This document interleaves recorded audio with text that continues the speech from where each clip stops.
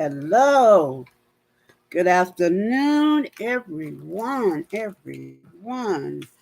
My tribe, my students, and everybody else. You all are welcome to my class. Okay. Uh, let's see here. I think I told the class, uh, the last class that I had, what it would be tonight. In this class, I will take my glasses up on and off some because the light glares on uh, my glasses and you can't see my face clearly. Okay,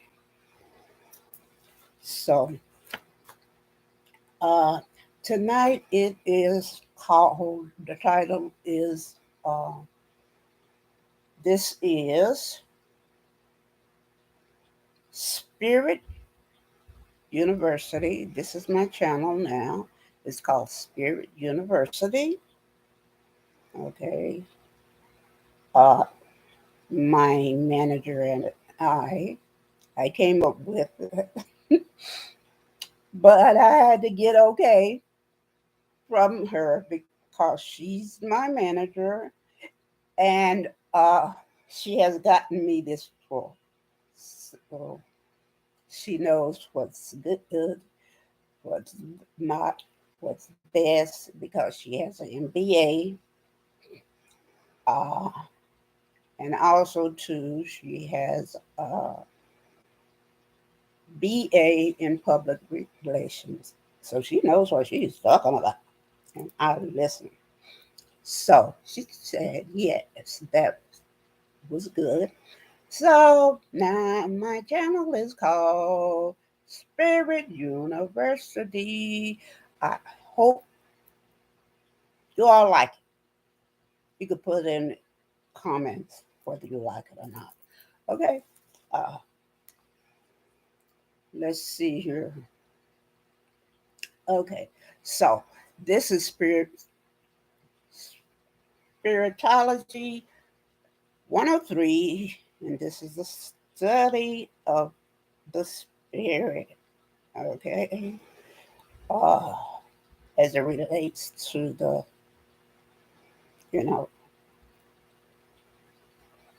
the big man upstairs, whatever you want to call him, I call him God. You can call him whatever that you are comfortable with, all right? That is, I want everybody to be comfortable on my channel. So, whatever you call it. All right. So, first, I'm going to give you the definition. Uh, I'm put myself putting a pair of glasses on as I read my notes. Let's see here. Uh, let's see. The fact or practice of restraining oneself from indulging in something that could be harmful to self, typically alcohol. Now, this is typical of alcohol and drugs and sex. But we should abstain from things that could is not good for us. All right. This also includes other things like overeating. Uh, this also includes indulging in things to the point of your family is telling you, uh, don't do that. Okay? Uh, you could also call that an addiction, you know, and we should abstain from things like that. Okay? And that's something from the Bible that I looked up. And let's see. And what it says is gluttony is a sin of overindulgence and excessive greed for food. And the Bible, gluttony is closely linked with the sins of drunkenness, idolatry, lavishness. Okay, that's overindulgence and all those, things like clothes that you don't really need. You could get them away. A bet that it describes rebellion, disobedience, okay, laziness, wastefulness. And this is from Deuteronomy 21:20. Okay, so um, that is overindulgence uh, and I call it like an addiction. You can call it an addiction. It's by many names. Gluttony is overindulgence, addiction. Uh, and, you can call it like this. So when that happens, uh, an addiction, you can be addicted to uh, porn. You could be addicted to your iPhone. It's overindulgence in things you shouldn't be. So, for things such as that, they have AA, you know, and some other things uh, uh, that can help you with that is, and I'm going to give you 10 things that I have here. Uh, and there's something else I want to read some notes that I have. Okay. The abstinence violation affects, and they sometimes call for alcohol. They call it falling off the wagon, and I think it's for drugs too. Uh, the abstinence violation effect occurs when an individual hasn't made a personal commitment to abstain from using a substance or to cease engaging in some other unwanted behavior is engaged in at least once. Some individuals may then proceed to uncontrolled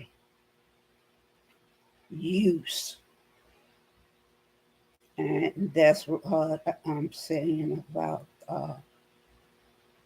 falling off the wagon.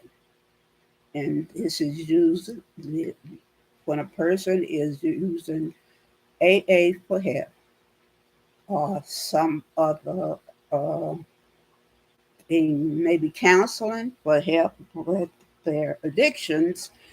And the addiction becomes too strong for them, or it is something stresses them out, then they will overindulge. Like, for example, if it's an alcoholic, it, they may go to the bar and sitting there all day long drinking until the bartender throw them out. And this is called falling off the wagon. And this could be for anything, food, uh, sex, drugs, anything. You can fall off the wagon. if you have an addictive personality. And some people do. And uh, some people know it, but I think a lot of people don't know this. All right. So that's why I put this in one of my classes so you can understand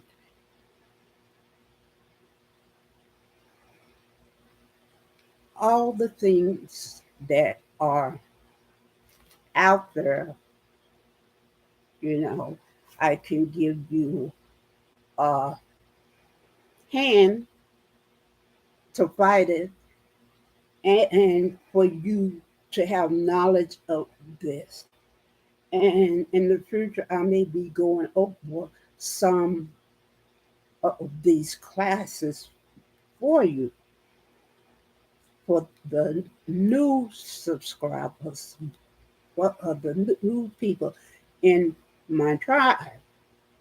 Okay, when I think that you may need a refresher, or you may ask me for it, and I will do it on whichever ones you want. Just ask. Okay, so I will explain more about uh, this abstinence and the things that can help, and I will give you those. Then I'll probably discuss it more. Okay, because as I had said before, the in the oldest subscribers, uh, that they will probably already know this, that I have a bachelor's in psychology. Okay, so I know about a lot of these things already. Okay, so here are the things that can help while uh, on your road to wellness and your spirituality. And I will, oh, let me put my glasses on, okay? Uh, and I will go through these and how they can help. All right. One, affirmations. Okay, affirmations can help in many, many ways, and it probably will help you every single day. Uh, get up in the morning and say, what I do in the morning is I say, "Good morning, God. Thank you for waking me up this morning to be here for my daughter." Okay, and I know that we will have a blessed and beautiful day today. Thank you. I say that in the mornings. I may add to it, may not add to it, but that is one of my affirmations every day. Okay, let's see. Then counseling can help. You know, I would say any type of counseling. You could have a counselor, a psychiatrist, uh, that's the one with the medical degree, or a psychologist. Okay, that's the one without the medical degree. Uh, okay. Also, to another, I think also to a life coach. If you don't have the money for the counseling or whatever, uh, a life coach is very help, uh, helpful. okay? And that could get you more grounded. And they could be a person to call uh, for help that you could talk to. They could talk you down from that edge, so to speak. And they are much cheaper than a counselor, especially if you do not have the finances or the insurance. They are good people to look into, and they can help you, same as a counselor, psychologist, or psychiatrist. But they cannot subscribe you with any medication. But talk therapy and helping you in your life, that's why it's called the life coach. Okay, so they can help you. If you know you have an addiction, look into a life coach. Okay, if you don't know of a life coach or whatever, you can uh, send me a comment asking me about life coaches. Okay, uh, the next one is a good distraction. Uh, a good distraction would be something like, which I have down here, uh, number 4. This is a good distraction. An example of one, meditation. Okay. Number 5, being a mentor to someone. Also, 2, number 6, exercise, like walking or something like that to start off with.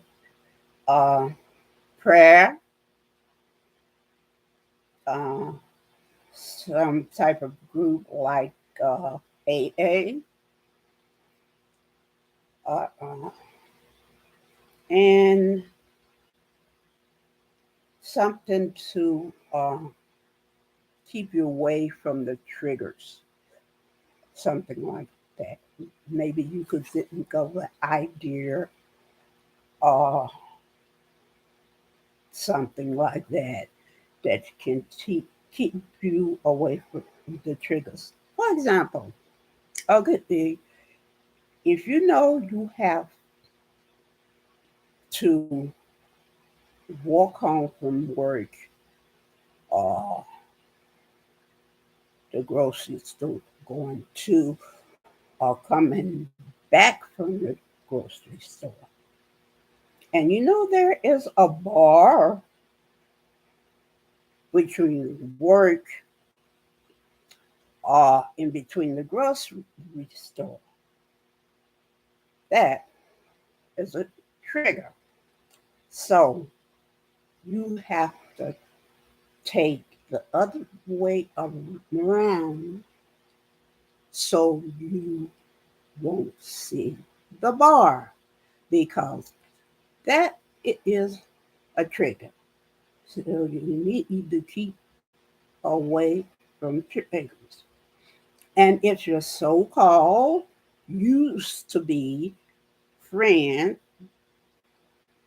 and are the if you and that so called friend used to drink, then you need to let go of that friend and say, bye bye, friend. I'm so sorry. Because that friend is a trigger. Don't take the phone calls or anything. You have to stay away from that friend, because that friend is a trigger and will bring you down. That's what I mean by keeping away from triggers. Okay? And the next thing, by all means, have faith Always have faith in every single thing you do. Okay? Because, like with me, I have faith. And God knows my heart already before I ask Him, you know? And, but I still will ask Him. But I will keep the faith because I know whatever I ask, He will do. And the Bible says, you have not because you ask not. Okay? I have a beautiful life because I have asked God for it. And I have faith. He will keep it that way. That doesn't mean that I won't have any more trials and tribulations. That's life. But through those trials and tribulations,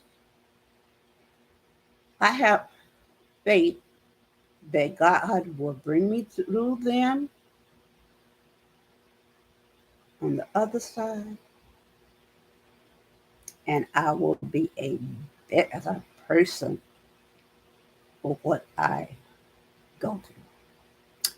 Okay, so I will go through these 10 things again, and if you did not write them down, please write them down. Okay, so the kind of things that can help you are affirmations, one, two, counseling, which includes, I will put it in there, a life coach. If you don't have finances or insurance, they can help you. All right. Distractions, such as distractions are number three. Number four is meditation. Number five is mentorships. Mentor a child at your church, or mentor a new YouTuber. They need help because I tell you, whew, if it wasn't for my manager, oh, I wouldn't be on here right now. Mentorship. Uh, Number six, exercise. Number seven, prayer. Groups, AA is one. An example.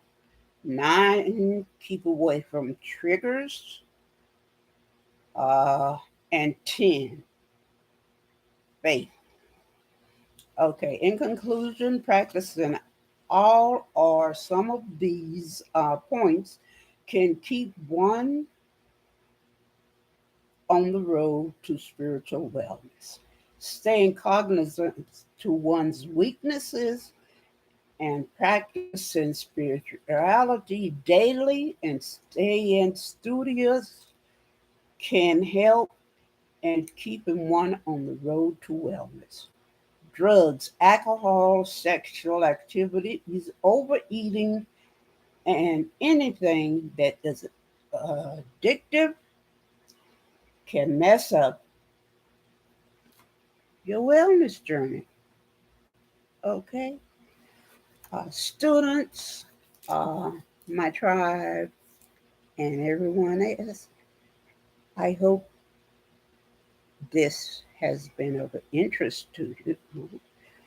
Uh, and I hope all of my classes are and are helpful to you.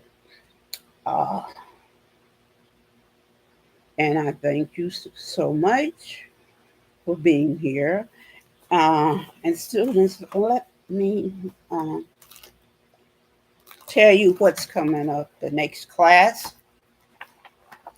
Let's see here. Next class. Let me see here.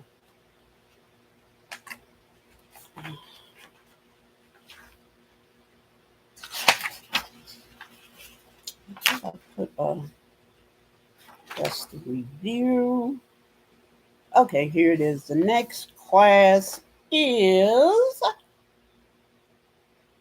Why Am I Tired? That's the next class. And I look forward to seeing everybody there. All right. Uh, so you can put in a notification on your YouTube page for when I am here so you will know it and you can come to class. So do that notification so you won't miss it or any filming that I am doing. All right. I should have told you that before. I didn't think about it, but put in a notification and you won't miss anything that I film. Okay. So so this will be class number 8. We only have 3 more classes. Then there will be the review of what we went through, more in depth than the summation. The summation is points that you should remember, like only 1 point, okay, and not a description or whatever. Just I will say blah blah blah this for this and this and that. Okay, it will be short. So I will see you next time in my next class, Module 8. Why am I tired? Thank you, everybody, for coming. My tribe, my community, and everybody, and especially my students. I look forward to seeing everybody next time. So, subscribe, like, and take care of yourself, okay, and each other. And as I always say, pass it on. Thank you so much. See you next time.